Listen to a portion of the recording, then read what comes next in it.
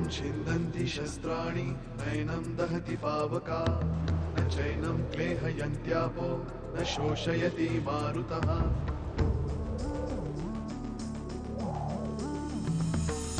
दिवसामागुणरात्र धावते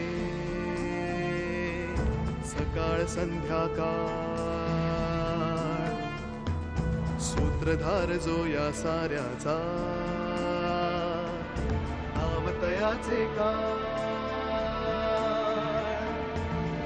तयाच्या मनात दडले नकळे कधी कुणा क्षणात होते संभव सारे क्षणापूर्वीचे असंभव असंभव असंभव असंभव. आता जायचं आणि तुमच्या साहेबांले सांगायचं इथं जबानीसाठी त्यांनाच यावं लागल. एखाद्या प्रकरणात अडकवून मीडिया समोर धिंड काढू त्याची. प्रथमेश कितीही सराईतपणे पोहत असला तरी त्याला पोहायला पाठवू नकोस. पाण्यापासून त्याच्या जीवाला धोका आहे.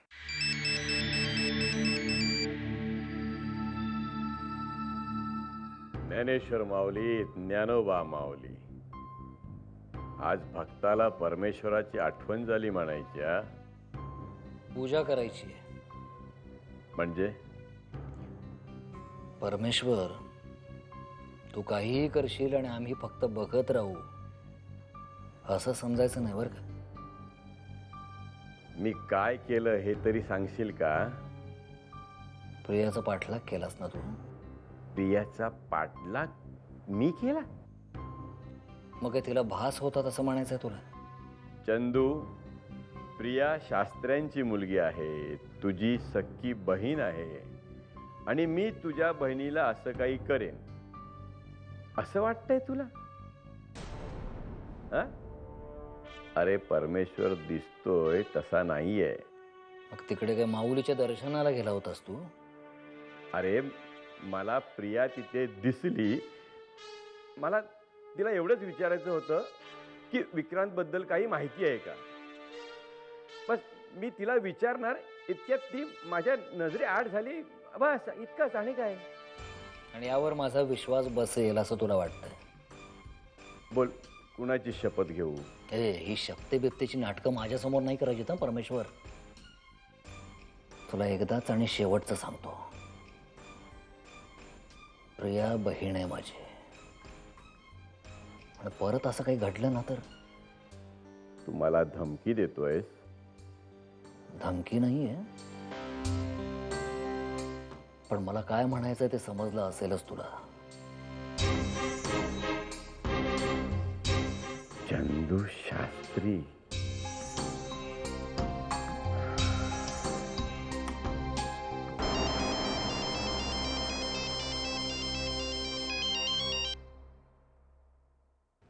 हॅलो. हॅलो, वजलवार साहेब आहेत का? बोलतोय. Hello hello. हां, यशवंतराव सरंजामे बोलतोय. बोला. आम्ही काय बोलणार? तुम्ही आम्हाला पोलीस स्टेशनमध्ये येण्याचा आदेश पाठवला, कसा काय टाळणार? आदेश पाळायचा असेल तर माणसानं पूर्णपणे पाळावा. आपल्या सोयीनुसार पाळताय आणि आमच्या आदेशाला मान देताय असं दाखवताय. मी भेटायले बोलवले होते, फोन करायला सांगितले नव्हते.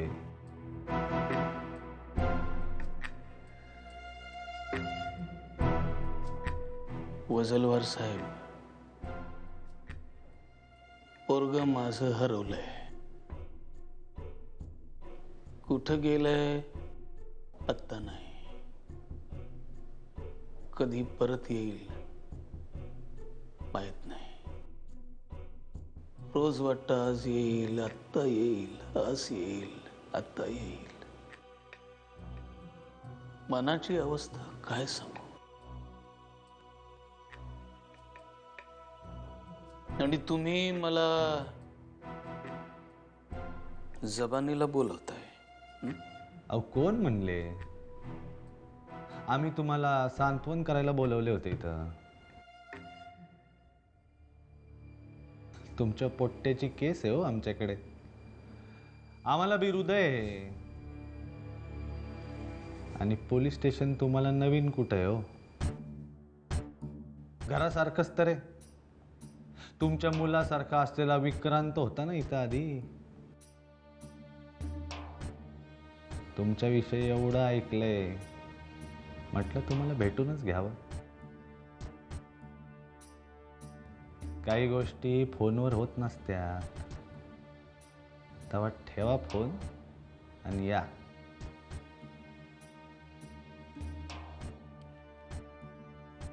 नाही आलो तर आणावं लागल. केस तुमच्या पोट्ट्याची आहे आणि त्याला फरार तुमच्या मुलासारख्या विक्रांतनी केलंय. हे अजून सिद्ध झालेलं नाहीये. वाटेल ते आरोप ऐकून घेणार नाही, सांगतोय. तेच तर करायचंय ना राव. या, फार वेळ नाही लागणार. काही प्रश्न, त्यांची उत्तरं, आणि मग काही दिवसात तुमचा पोरगा तुमच्या डोळ्यासमोर. हे खात्री देत आहे की आमिष दाखवत आहे? विश्वास विश्वास आहे. खरं तर इथं बसून सांगू शकतो तुमचा पोरगा कुठं आहे, कोणाबरोबर आहे आणि त्याला लपवण्यात कोण कोण सामील आहे ते. कुंडल्या मांडतो आम्ही गुन्हेगारांच्या, आणि प्रत्येकाचा एक परमेश्वर असतो यशवंतराव सरंजामे, आणि प्रत्येकाचा परमेश्वर तितकाच इमानदार असतो. म्हणजे माझा मुलगा फोनवरून नकाशा तर नाही न काढता येत राव. कधी यायचं ते ठरवा. ठेवतो फोन. Hello hello.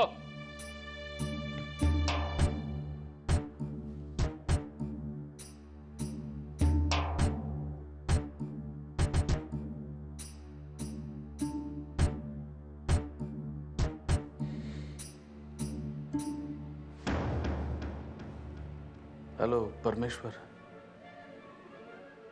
अभिमान त्यांना सापडलाय.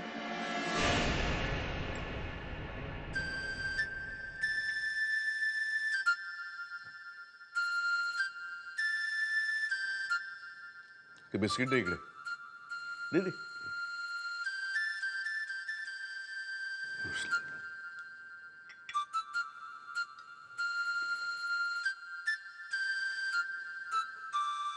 काय मग झाली की नाही तुझ्या लाडक्या लेकीची पोलीस स्टेशनची वारी? दादा, मी तुझ्याशी बोलते. जाऊन आली. काही वाटलेलं दिसत नाहीये तुला? कशाबद्दल? ज्या वयामध्ये मुलांनी घराण्याचं नाव काढायचं असतं त्या वयामध्ये आमच्या घराण्यातल्या मुली उद्धार करतायत पोलिसांकडून. छान. शास्त्र्यांच्या पोरी तेवढ्या पोलीस स्टेशन मध्ये जायच्या बाकी राहिल्या होत्या, ते सुद्धा झालं.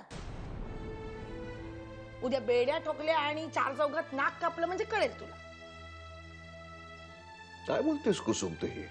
हो, मी चुकीचंच बोलत असणार, पण माझ्या डोळ्या देखत आपले संस्कार मातीमोल झालेले पाहवत नाहीत ना मला. पण करणार काय? तोंड दाबून बुक्क्यांचा मार सहन करावा लागतो, दुसरं काय. कुसुम, मी इथून जाऊ? जा रे बाबा.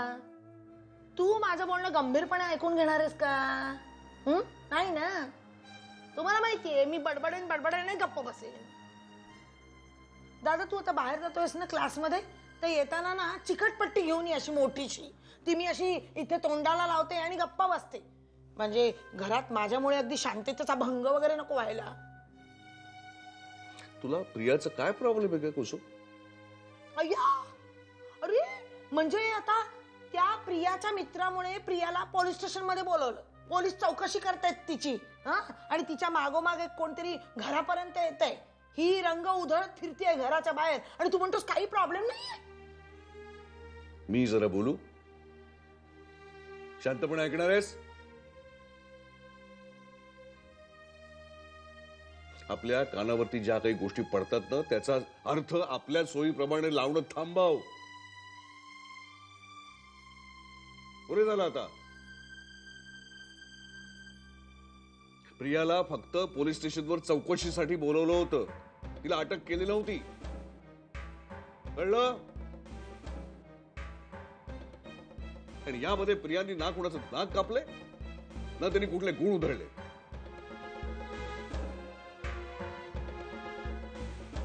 जाऊ मी? सत्य बोलायचं माझ्या अंगावर मी काय केलंय? काय बोलतेस तू? माझ्याशी बोलतेस? नाही.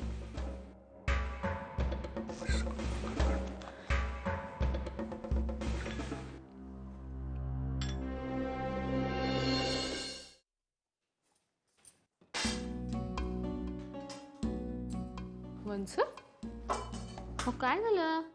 चिडलायत का तुम्ही? चिडू नका तर काय करू? या घरात शास्त्री घराण्याच्या संस्कारांचे धिंडवडे निघतायत. धिंडवडे. दादाला सांगायला गेलं तर तो माझ्या अंगावरतीच खेकसला.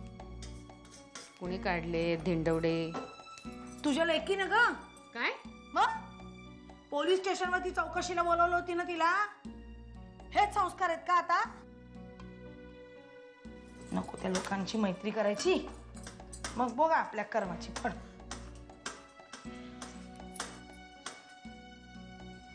मला माहितीये तू काही बोलत नाहीयेस तेव्हा तुलाही हे आवडलेलं नाहीये.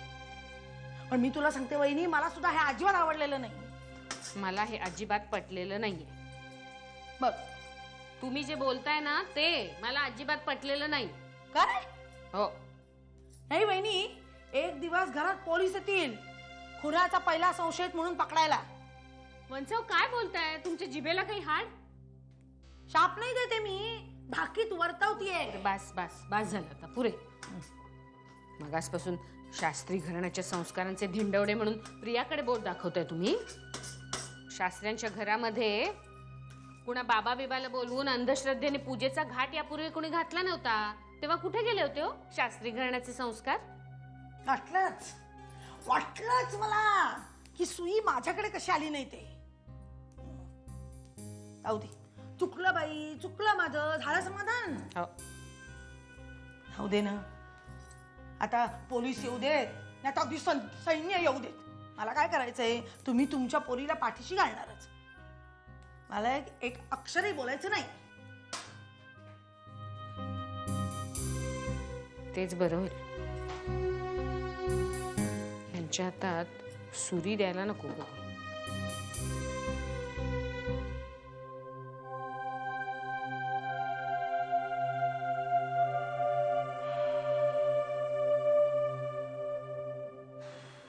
काय झालं साहेब? बरं वाटत नाहीये का?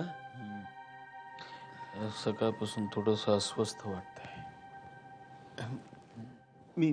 मी डॉक्टरने बोलवतो. नाही नाही, नको नको, काय नाही, ठीक पण. डोळे मिटले की सारखा अभिमान डोळ्यासमोर दिसायला लागलाय. परमेश्वर परमेश्वर, मला इतकं अस्वस्थ वाटतंय. सारखा डोळ्यासमोर अभिमान यायला लागला. याचा अर्थ नक्कीच तू अडचणीत आहे. साहेब मी डॉक्टरने बोलवतो, ते पटकन येतील. नाही नाही, एक मिनिट, मला सांग कसा आहे तो? हे बघा, तुम्ही सारखा विचार करताय आणि तुमच्या अंगात ताप आहे साहेब. मी तुला काय विचारतो आणि तू काय उत्तर देतोयस? डॉक्टर डॉक्टर डॉक्टर नकोच मला डॉक्टर. अभिमान कसा आहे ते सांग. साहेब, अभिमान बरा आहे, बरा आहे. त्याला काय होणार आहे? एकदम एकदम फर्स्ट क्लास आहे. मला पुरावा हवाय. साहेब, माझ्यावर विश्वास ठेवा. नाहीये तुझ्यावर विश्वास. तो व्हिडिओ शूटिंग वाला पाठव, त्याचं व्हिडिओ शूटिंग करून दाखव मला. तो नीट आहे ना, एवढंच मला हवंय बस. रागावणार नसाल तर एक सांगू? काय? त्याला काय झालं नाही ना? रागावू नका साहेब. आता रागावून काय करणार? शेवटी तुम्हाला वाटेल तेच तुम्ही करणार. लपाछप. त्याला काय झालेलं नाही ना? खरं सांग, काय झालंय? काही नाही साहेब. अभिमानची थोडी तब्येत खालावली, त्याला फूड पॉइझन झालं, अंगात ताप आला, थोडी उलट्या झाल्या, बस इतकंच. आणि काही नाही साहेब, आणि काही नाही. उद्या त्याला हार्ट अटॅक आला तर काय नाही साहेब, जरासा हार्ट अटॅक आला असं सांगशील? कशाला सडवता त्याला कुठल्या तरी आड रानात, कुठल्या तरी गावामध्ये?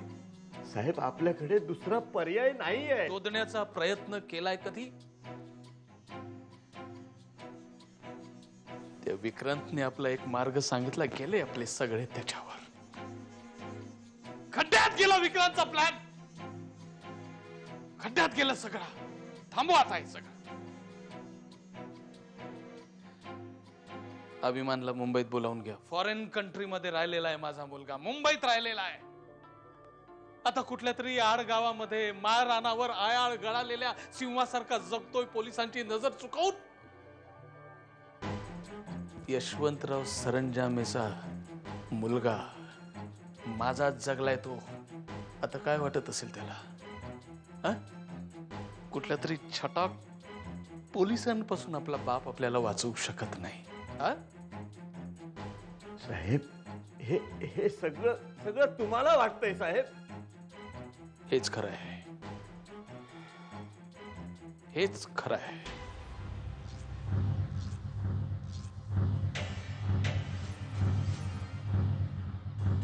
शेवटचे 7 दिवस देतोय तुला मी.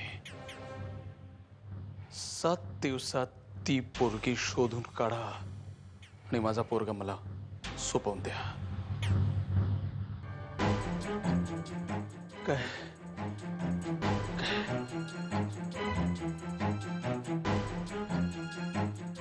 काहीही झालं, वाटेल ते झालं तरी एकाही पोलिसाचा हात अभिमान पर्यंत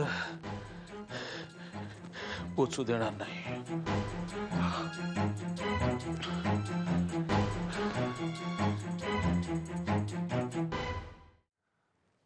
आजोबा, मी प्रथमेशला नाही थांबवू शकणार.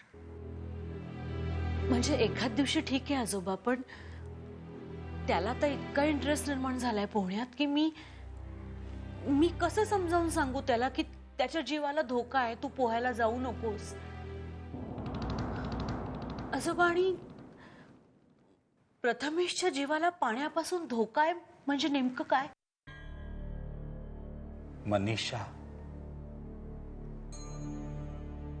मनीषा पाण्यात बुडूनच मेली. मनीषा? कोण मनीषा? मनीषा प्रथमेश प्रमाणेच पोहण्यात तरबेज होती. साधारणपणे प्रथमेशच्याच वयाची. पाण्यात बुडून मेली. तो अपघात नव्हता, तिचा खून झाला होता. कोणी केला? तिच्याच वयाच्या, तिच्याच वर्गातल्या सुलेखाने. सुलेखानं? म्हणजे तीच. सुलेखानं खून केला होता असा मनीषाच्या आईचा आरोप आहे. निखिलचं देखील हेच म्हणणं होतं.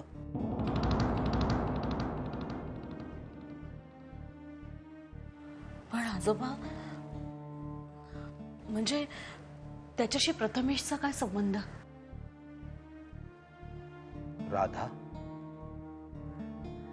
तूच सांगितलंस,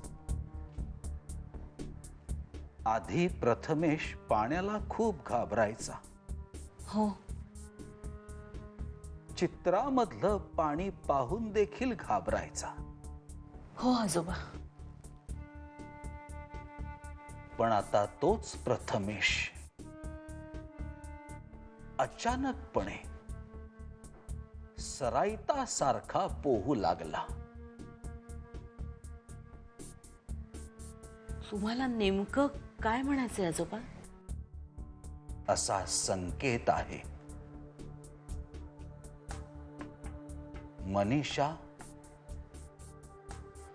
मनीषाचा पुनर्जन्म प्रथमेश आहे.